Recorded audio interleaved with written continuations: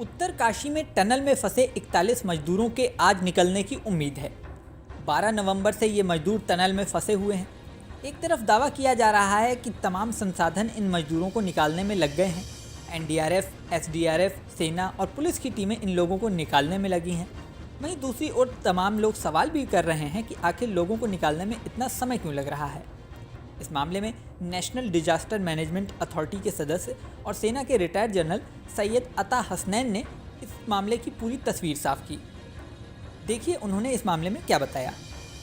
दुनिया के हर टैलेंट को हमने कांटेक्ट किया है, ऑनलाइन पहले, उसके बाद फिजिकली 3-4 दुनिया के एक्सपर्ट आए हैं यहां पर जो अपनी एडवाइस दे रहे हैं।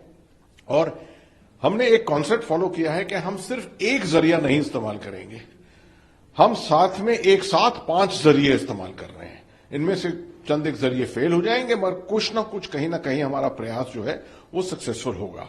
जो सबसे सक्सेसफुल होने का जिसमें चांस है वो ये हॉरिजॉन्टल प्रोब जो कर रहे हैं, जिसके अंदर टनलिंग मशीन को निकालकर वहां पर एक ऑगर की मशीन, छोटे पैमाने का टनल जो है वो बनाया जा रहा है। उसके अंदर स्टील के पाइप जो है वो डाले जा रहे हैं और स्टील पाइप्स को वेल्ड किया जा रहा है अंदर। तो आप समझ सकते हैं कि चुनौती कितनी बड़ी है कि जब आप 30-40 मीटर अंदर पहुंचेंगे तो आप अंदर जाकर, वर्कर जो है अंदर जाकर और वेल्डिंग करेगा तभी आगे प्रोग्रेस हो सकता है।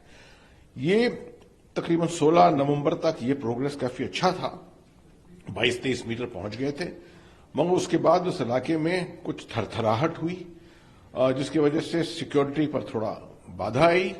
मगर अब वो मौका जो है पास हो चुका है और ये दोबारा प्रयास यहां से हो रहा है। जैसा कि आपने कहा कि कई कोशिश हो रही है कि उनको निकाला जाए, वो बचाव राहत का चल रहा है, तो दूसरी तरफ यह भी जानना चाहेंगे कि किस स्तर पे ग्राउंड जीरो पे तो काम चल ही रहा है, दिल्ली में किस तरह की मॉनिटरिंग हो रही है, क्या कितने जी, बिल्कुल सही है।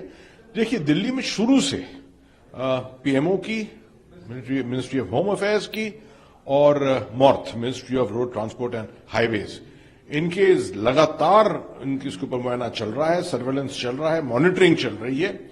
यहां तक कि आपने देखा है कि सेक्रेटरी लेवल, उसके बाद मिनिस्टर स्टेट, उसके बाद यूनियन मिनिस्टर खुद अपने आप वहां पर गए हैं, उत्तराखंड के चीफ मिनिस्टर वहां पर गए हैं।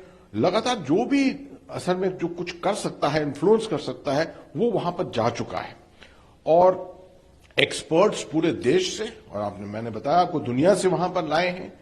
कोई ऐसा साधन नहीं छोड़ा है जो अवेलेबल हो कहीं और जिसको हम इस्तेमाल कर सकते हैं। एयरफोर्स के जरिए बड़ी बड़ी मशीनें हीराकुद से, इंदौर से, मुंबई से, अलग अलग जगहों से आ रही हैं। रेलवे बोर्ड ने रेलवेज को एक ग्रीन कॉरिडोर देकर, आप समझिए कि रेल के ऊपर रखकर बड़ा बड़ा इक्विपमेंट जो है उसको मूव किया है देहरादून के लिए और ऋषिकेश के लिए। वहां से इनको लाद कर और ऊपर इस इलाके में लाया जा रहा है। ये बहुत बड़ी चुनौती है क्योंकि ये सड़कें, यहां पर पहाड़ी इलाका है और सड़कें नैरो सड़कें हैं, तो इसमें वक्त लगेगा। इसलिए मैं कहना चाहता हूं कि ऑन अ डेली बेसिस ये यहां पर मुआयना इसका हो रहा है, ऑल द टाइम मॉनिटरिंग हो रही है। मैं खुद जाता हूं इस मीटिंग्स के अंदर, ब्रीफिंग्स देता हूं वहां से, और वहीं से अब ये पब्लिक डीलिंग के लिए और पब्लिक इंफॉर्मेशन के लिए ये आदेश दिया गया है कि पब्लिक को भी मालूम होना चाहिए ताकि पब्लिक के अंदर कोई भय ना बेकार फैले।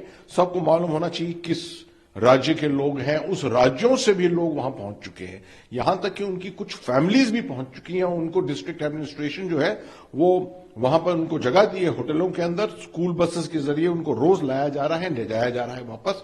यहां तक कि उस मेगाफोन के सिस्टम से उनके साथ कॉन्टैक्ट भी बनाया है कुछ लोगों का, फैमिलीज का।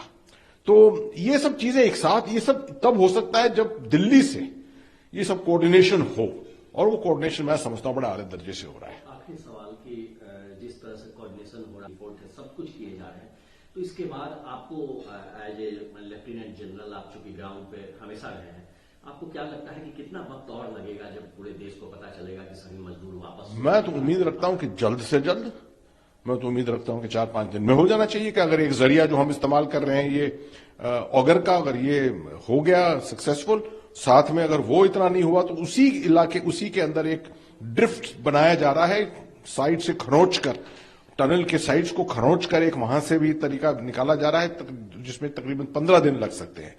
तो मैं समझता हूं 5 से 15 दिन किसी वक्त भी ये सक्सेस हो सकता है। उम्मीद मैं रखता हूं, मैं उम्मीद कभी खोता नहीं हूं, मैं फौज का जनरल हूं और फौज के जनरल कभी उम्मीद नहीं खोते। मजदूरों के रेस्क्यू की वर्तमान स्थिति की बात करें तो माना जा रहा है कि रेस्क्यू ऑपरेशन सफलता के करीब है और कभी भी उत्तराखंड के उत्तरकाशी से खुशखबरी आ सकती है।